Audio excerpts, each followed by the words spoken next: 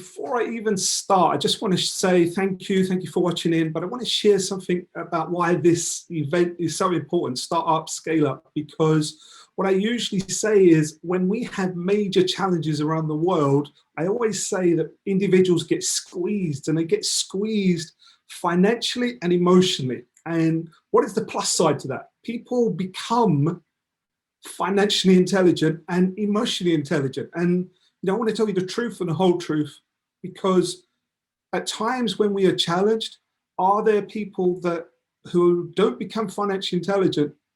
Are they going to suffer? Yes.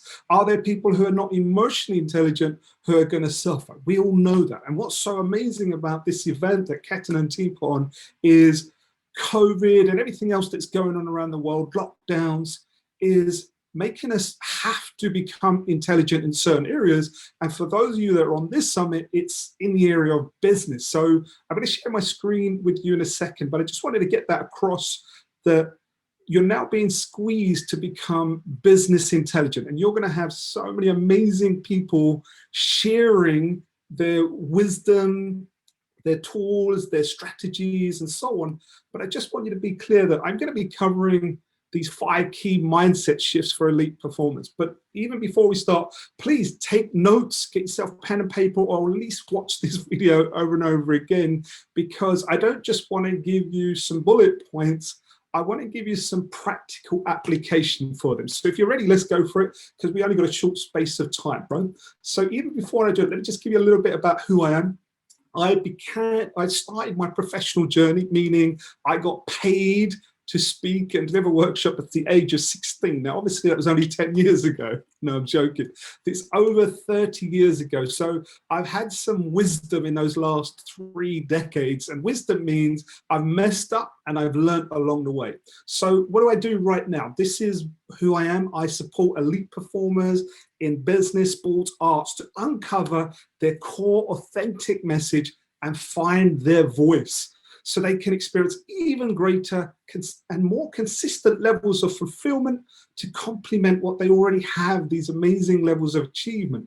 But what I want them to do is express their gift in all areas of their life whilst they share it with others, because the intention is that they can serve more with more impact, not just now, for generations to come. So that's what I do. I'm also the founder of the World Class Speakers Academy and my own foundation. And I'm on a mission. Right? It's my mission. I'm on a mission to inspire billions of people to do good authentically and consistently and make service leadership their lifestyle. So even though I'm going to cover the content I want to cover today, if I can just inspire you a little bit today to make sure you do good consistently and authentically and make service leadership your lifestyle, then my job will be done as well. So let's get straight into this. 5 key mindset shifts for elite performance. And this is whether you're starting out or scaling up, because I've learned these things along the way, and I was like, I wish I knew these when I started up. And I probably only learned them when I was scaling up. So I just want to give it to you irrespective of where you're at. But let's just make sure we get some pre-frames in. I want you to understand that giving you these mindsets is really important. But before that, I'm going to make that assumption. And if not, you've got to become clearer with what you do and who you do it for. Let's just get that clear, right? What you do and who you do it for, to me, is like the holy grail when it came to like business and service. The other thing I want to give you is this, that you may have heard this before, that strategy is 20% and mindset is 80%. Now, over these 2 days, you may pick up lots of different strategies, amazing things that you could do. And I know many of the speakers there, and I totally endorsed it, right? But I want you to understand is we can have the strategy, but if we haven't got the mindset, right, then you understand why, if everybody got the strategy, why wouldn't everybody be effective and get those results? Because we've all got a different level of mindset. And mindset is something that we continue to keep growing and growing. And if anybody tells you that's it, they've got the whole mindset down, this bullshit. Because if you ever think that you've got to just, if you think you know it all, it's over for you. So let's go through these. And obviously there are many, but I put together these 5 key mindset shifts that I share with other people, but it's really about my own journey and learning from some of the elite performers that I get to work with. So let's go straight through this. first one was this: focus on value and not the fee. And you've probably heard it so many times, right? Oh, don't think about the money, it's about service and doing, and you're like, yeah, but when you're not making the money, it's like, oh, I want to make the money, right? And people who've made money, it's like, you're like, well, it's easy for you to say, but I kid you not. What I mean by focus on value and not fee, I want to give you a practical use for it. I want you to understand is, if I get to a place where whether I need to make £1,000 or £10,000 or £100,000, I don't think of I need to make this money. I tend to think if I want to make 1,000, my mindset will shift to how can I add £3,000 to £5,000 worth of value to my community. Remember what I said, really important. We must know what we do and who we do it for. So I'm always constantly thinking, if I want to make 10,000, I'm like, how can I make 30? How can I add 30 to 50,000 pounds worth of value to my community? And the other part of focus on value, not fee, is whether you're creating products, whether it's programs, whether it's the service, consultancy. I always want you to get clear that as you create your products and your programs, be thinking about the value of them to your community first before you attach any fee. So like I said, if you've got any questions on these points, pop them in there and hopefully we'll catch them at the end. The next one, ideal clients. And let me just clear, right? We hear all this thing about ideal clients. You must know your ideal client. You must know who they are, what they eat. And I'm a big fan of that. Remember what I said? Know what you do. You must master what you do. But you must also master who you serve and who your community. And that means mastery means make it your life study. So yes, you must know them. You must know who they are, right? But I want to take it to this extra level. When I say ideal clients, you may have heard about that 80-20 rule, that 20% of your clients are the ones that give you 80% of your income. And I want you to create, like I said before, you're creating programs, you're creating service, you're creating experiences for your ideal clients in mind. Will others be able to take it on? But yes, I focus my marketing, my energy, my creating my programs, all the creativity and delivery. I do it with my ideal clients in mind. But this particular mindset, I want you to realize, was a shift for me, was that my ideal clients are investors, not spenders, or if you want to call it buyers. And what do I mean by that? I'll give you an example. If I have a property that is worth £1 million or dollars or euros, wherever you are, right? It's $1 million. And the property is worth $1 million and I sell it to you for $1 million. Is that a good deal? Yep. It's $1 million. I bought something for $1 million. It's great. But that's if you're buying a property. If you are going to invest in a property, and I said it's worth $1 million, and I'm selling it to you for $1 million, you realize that's no longer a good deal. Why? What's the difference between investors? Are they greedy? No, no, no, no, no. I just want you to understand, investors are always looking for more, a greater return on their investment. Yeah, I might buy a property for $1 million thinking, it might be worth $2 million in 3 years. But if you're buying it versus investing in it, you're always looking for more. And so I just want you to understand is I had to shift my mindset. The moment I went from charging a couple of hundred for my services to tens of 20,000s to hundreds of thousands, I had to realize who are my ideal clients and are they buying my products or are they investing in products? And what does that mean? They are fixed in, they are focused on what is the return I'm going to get from your service, my service, whatever it is. So they're investors, they're looking for what you're going to create rather than the thing that they may be purchasing. So remember that they are invested in the result and the transformation, not the product. You are the champion of your product. You will go on about your processes, but my ideal clients and your ideal clients are interested in the result that they will get. And that result will be not equal to what they put in, it will be a compound of it, right? So remember that. Ideal clients are investors. Let's focus our products and programs, services into our ideal clients. Let's package it for them, even though we can give it to another 80% as well, right? So there we go. Next one, fly through this, right?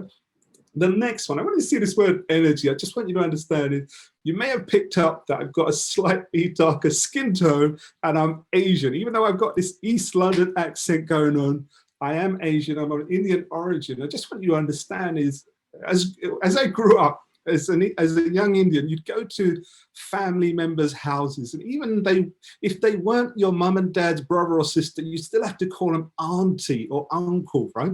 But you had to call them Auntie G, Uncle G, or Nanny G, or Nana G. You don't have like G as a form of respect. And I want you to understand, I realized that in business, there is one very important G, and it's not your mummy G or your daddy G, it's energy, right? Energy. So not only do you need energy, I mean like passion, I want to bring it to a different level. And I want you to understand is too many people think, oh, you have to have this energy, you have to be crazy. It's not that. You've got to be authentic. But in relation to these mindset shifts, what I want you to get to is this: energy attracts like energy. So what does that mean? What does that mean to you? My energy will attract like energy. Your energy will attract like energy. Let me give you an example of what that was. I was that type of person when I was struggling. And here's the thing, when you say struggling, are you struggling when you start up, or are you struggling when you're about to break through? Yeah, you're always on a certain struggle, right? Let's get that mindset in straight away. There will always be a struggle, and that's what growth's about. But when you're struggling and you're like, I remember I was struggling and I was trying to learn from people, and I was trying to buy things, take on free courses, free information, and so on. And then I realized the moment I learned my energy attracts like energy, the question I had was, who are my ideal clients? And it wasn't just ideal clients on how much they have net worth or available disposable income. No. Who do you want to work with? Who are your ideal clients? Are they the ones that are going to bring out the best in you? What type of characteristics? Are they people that follow through on their actions? Are they people who, once they set their mind to something, they master it, right? Or are they people who are going to make excuses? Or are they people that, the one before? Am I going to attract buyers? Or am I going to attract investors? And then I realized, oh no, you know what? I need to become an investor. I thought, wow, I need to be an investor. And I was like, hang on, that's not an easy thing to do. I've got to come up with tens of thousands of dollars to go and invest in these programs. I was like, okay, I used to tell myself I'm an investor, the whole fake it till you make it bullshit, and it was like, I did that. And then I was like, but the authenticity in me, the false, syndrome, what do you call it? It's gone, you know what I mean? Yes, imposter syndrome. And I was like, well, how do I become an investor without just it all being about spending loads of money? And I want to give you this mindset shift, but make it real for you. And that is this: take small steps. Because how I became an investor congruently with authenticity was this. I want you to understand that it's everywhere. When you go to a coffee shop, you can buy a cup of tea, coffee, and so on at premium. You can go to a cafe and you can pay less, right?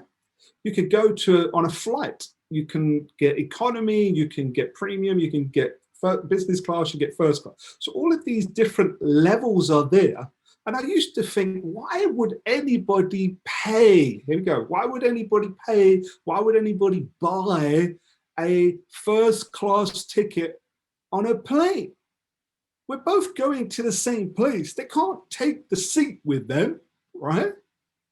So I used to be in that buy. It's like when you go to a restaurant, are you the person that reads from left to right or right to left? You look at the price and go, oh, shoot, I'll stick with the salad. So how do you actually change that mindset? How do you bring it into practicality? And here's what it was. I remember when my daughter was 13 years old and she's on her birthday, she said, Daddy, I want to take 9 of my friends, it's going to be 10 of us, and we want to have a party. We want to go for afternoon tea. Now, what you do understand is I'm from East London. And I could still right now go to a cafe, not a cafe, a cafe in East London, and I could buy a cup of tea in a polystyrene cup with a sandwich or a cake, and it might still cost me £1. I can go to Starbucks, and a cup of tea or a coffee and a cake is going to cost me £5. Do you know how much afternoon tea costs per person? Well, anything between £35 to £50 per person. Think about that. £50 for 10 young ladies. That's like £500. £500, I could give tea, biscuits, cakes to the whole of East London, right? So did I pay £500 for my daughter with 9 of her friends to go? Of course I did. But I didn't pay. I didn't buy. I invested in the experience. I invested in the experience. So how do you start? Well, start with the intention that sure, you can get things for less, but treat yourself to the experience so you start to shift in that mindset as an investor. Right? So hopefully that was useful for you, because remember, energy attracts like energy. So hopefully you got that, right? Next one. Wow, this one. Oh, detach from the product value. That's what I call it. When I say detach from the product value, like I said, I started out when I was 16. I had so many challenges in childhood: domestic violence, alcoholic father, left home at 15. But I could have done good and I could have done bad, and I did both, right? But starting out so young, I didn't have a fear of failure. I was just do and do and do. But I got so good, but I didn't realize how good I was. And I'd have a lot of other people who are like big players in the industry go, you need to add a couple of zeros onto what you're charging. And I used to be going like, okay. And in my head, like, are you mad? I'm from East London. I can't put 2 zeros on the end. And what it was, I kept always asking myself, like, I kept saying, I can't charge that. And I want you to realize this, that when I'm saying detach from the product value, many of the clients I work with, whether they're elite performers or whether they're a young kid just starting out with perceived nothing, I'll always ask this question. I'm going to ask the question from you. It's like, you know, what do you charge right now for your services and products, right? If you're in a consultant field or coaching or speaking, it's like, you know, someone might say it's $100, someone might say it's $1,000. If someone says to add 2 zeros to it, what's going to happen to you? Are you going to go, yeah, of course I'll do that? Or are you going to go, oh, I can't charge that? If you're the latter, you're like me. But here was the shift. Here was the shift, because I was trying to work out what I was worth. And as a 20-year-old kid, I would be like, oh, I can charge maybe like, you know, £75 a session, or, you know, £100 a session. Well, what was I worth when I was 20 years old? What were you worth? And what are you worth right now? What are you worth? Now, I'm asking you that question directly. Now, if you come up with a monetary figure, like 100 or 10,000, 100, I don't care what it is, it's bullshit. Because I want you to understand this, and it's the gift I give to my clients, I want to give to you. Is there someone in your life that you love dearly? What are they worth? Was it the same amount that you said before? I guess not. They would say, or you would say, that they're priceless. And if I asked them how much you're worth, they would say priceless too. So I want you to understand, when I say detach from the product value, when I create a product or a program or a service, I'm not thinking about my worth. I am priceless. I am priceless. So are you. So this product or program is not me. I detach from that. I cut off the umbilical cord of my own self-worth related to my programs and products. I create it based on value first for my ideal clients. So when I create a product or a program, I'm creating it with my ideal clients in mind, whether it's a $97 or whether it's my highest value of $250,000 for a year. Am I worth $250,000 for a year? No, I'm priceless. Is this product and program that value? Well, it is for my ideal clients. Hopefully you're picking this up, right? I know I haven't got too long to go.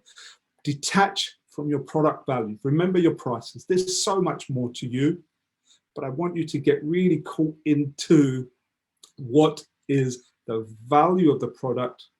Detach yourself from it. Right? 100% there. And let's move on. And this one, as I come towards the end of it, limitless potential. And when I say limitless potential, the mindset of limitless potential, you're like, oh, I've heard that, limitless, and do I have to take some pill? No. Here's what I mean. When I say limitless potential, as I was scaling up, and I wish I'd known it when I was starting off, right? I just want you to realize, if you are a human being, and hopefully you are, right? If you're a human being, I've got a question for you. How much of your human potential are you tapping into? Yeah. If you're like really honest, it's like less than 3%. If you're all ego driven, you're like, oh, 90%. You know that's bullshit, right? Because as human beings, collectively, we're not even tapping into 3% of our potential. You are aware right now that human beings are able to open a page in a book, close it, and photo read. Now, be honest with yourself. Well, I can't photo read. Could you photo read though? And if your answer is yeah, why would that be? Because you start to become aware that you have more potential. And in the world of business, when we hear about limited potential, and especially in this program with the Start Up Scaleup Summit, Ketan, when he, like he said, it was about 2 months ago, 8 weeks ago, when he had this idea and he was talking to a bunch of us, he goes, I'm going to bring all these people together. Well, here's what's going to happen. You're going to hear from so many people. You're going to hear that, and you might turn around and go, well, it's easy for you. It's easy for you. You've got 35 years experience. You've worked with Tony Robbins. You get to speak all around the world. You get to do all of these things. It's all right for you, Harry Singha. But then you're forgetting I'm a human being. So I want you to understand that the last bits I want to give you here, and then maybe we'll take some questions if they'll come through, is there are 2 critical beliefs that I needed to take on board. And I want to make sure that, give Tony Robbins a mention here, because technically this is what I got from him and then made it into my own life. And that was this: anytime I took on a new strategy, whether it was reading a book, whether I was going on a mentoring course, or whether, I was just watching a webinar on a virtual summit, to give yourself the greatest return on the investment of your time and other resources, you need to have 2 beliefs, with the ones that I took on board, right? And that was this: number 1, this can work. And Ketan and the team will do great service to you by bringing all these speakers, because you'll go, well, it's got to work because it's worked for them. So therefore, the chances are this could work. And I can give you these mindset shifts and you're like, yeah, those things will make it for me. They must work. But the second part, so the first belief is this will work. If you're going to learn a new language, if you're going to learn marketing, if you're going to learn how to pitch, if you're going to learn speaking, if you're going to learn anything like that, and you're given strategies, the first belief you must have is this will work. and in the world of business called social proof. So there's plenty of social proof that you'll get over these 2 days and over the next 3 months through the exhibitor stands and so on. Because if it's worked for others, right, it must work. But the real killer, the one, the kicker, the one you have to shift is, this will work for me. And it was the one I was struggling with. I used to be like, hey, you know what? Yeah, it works for them. It works for them. So obviously it works. But will it work for me? Could it work for me? If you go in with that energy, is it the truth? Well, there's no truth except the truth you put.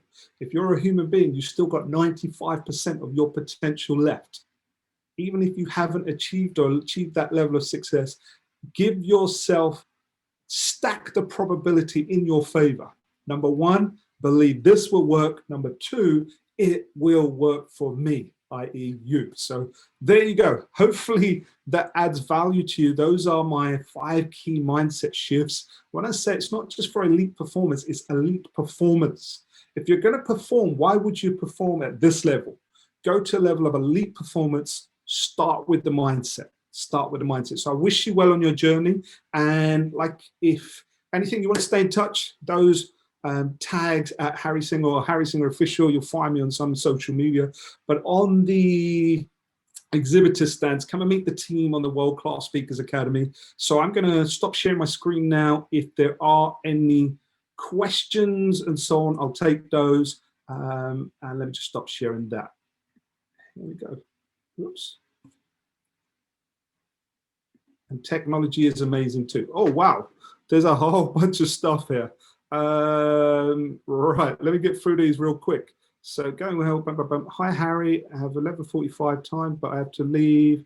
12 minutes question. Is there another 10 or 12 minutes? Okay, somebody's asking me about, I think the whole program is going to be recorded, so you can check it in. Hi, Harry, how are you doing today? I do trust that you're doing well, keeping well, safe, sound during lockdown. I saw your presentation on how I was very impressed. I have a question. If I'm starting out as a business coach and a consultant, i.e. in sales and marketing, how do I stand out from all the other coaches and consultants? Also, how do I attract my first client? I always believe in investing in myself. And okay, there's a lot of questions from whoever this person is.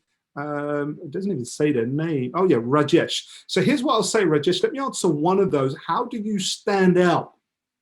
Well, how do you stand out comes back to this thing. Know who your ideal customers and clients are. First and foremost, you need to stand out to them. You need to stand out to them. So usually we make this mistake. How do I stand out in front of everybody? I need to have 100 million followers and I need to eyeballs on. No, you don't. Imagine you could have 10 people who are your ideal customers and everything was targeted to them and you only needed one of them, right? So first of all, make sure that you targeted to your ideal customers. The second thing, if you want to stand out, then be outstanding. And how do you become outstanding? Find out what is your ideal customer's pains, challenges, but more importantly, what is their ultimate deepest desires? What is it they want? What is the transformation they want more than anything else? And then you find a way to be a person that can meet that need. And if you want to stand out, don't think it's an overnight thing. Commit to mastery. Commit to being brilliant at creating that transformation and commit to being brilliant in understanding your community. Put the two together, and my brother, you will stand out. Hopefully that answers your question, Rajesh. I don't know how long I've got. By the way, guys, this will just switch off when my time cuts out. But someone says, what's my website? Well, you can go to harrysingha.com or even worldclassspeakersacademy.com. Main question, if I'm starting out as a business coach, consultant, i.e. sales, do I start out from all other coaches and consult?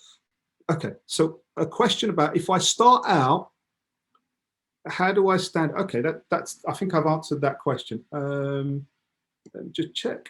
Any more questions? Any more questions? Someone put, how do I? Okay, on that point about investor, once again, just take small steps. When you go to buy a cup of tea or coffee, you're thinking, oh, I could get it cheaper.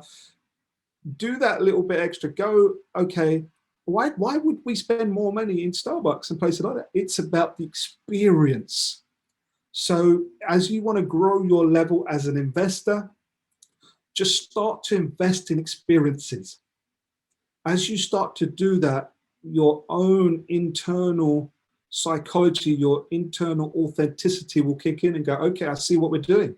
We're investing in experiences, and it will grow and grow, and then you'll be more congruent and you'll attract the right clients and so on. So hopefully that was valuable. I've been told like I got like a minute left or so on. So all the questions answered. Thank you so much, guys. I look forward to checking in with you guys on the exhibitor stands.